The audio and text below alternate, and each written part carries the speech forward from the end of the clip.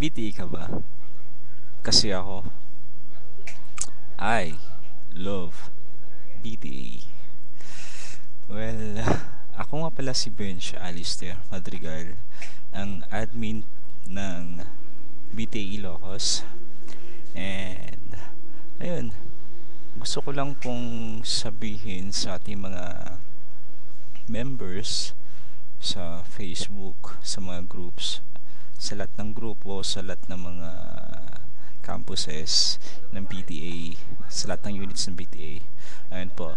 So, first thing to do natin is mag-upload po tayo ng fansign para naman makapasok tayo sa mga iba pang branch or iba pang campuses, just like or units, just like core, top notchers, and pwede din tayong maging star ng PTA.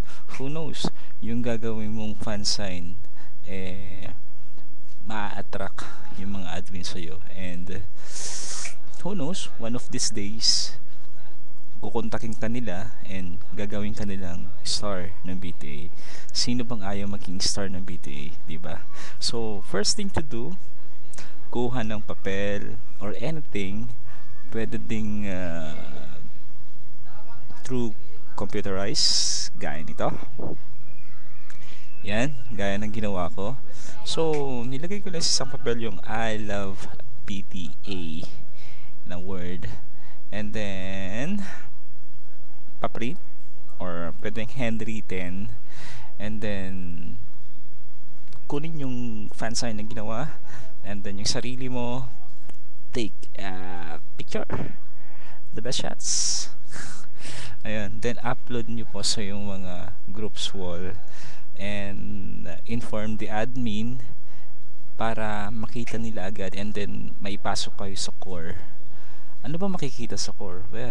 Well, madami. Yun lang masasabi ko. And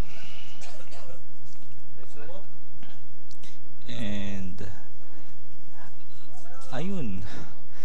And yun pala, I would like to take this opportunity din na magpasalamat sa lahat ng BTA Ilocos for the continuous support na ginagawa nila towards BTA Ilocos, and yung mga nakasali sa mga game natin, maraming salamat sa pagdalo po ninyo. And ayun, and sa mga admins, sa founder, sa president, the Real Society of Admins, maraming salamat sa support, sa tulong ninyo. And ayun, ano pa, ayun, once again guys, yung fan sign po natin, gawa tayo ng fan sign like that para makapasok tayo sa iba't ibang places pa ng BTA. So once again, I'm Bench Alistair Madrigal, BTA Ilocos admin, as certified through BTA.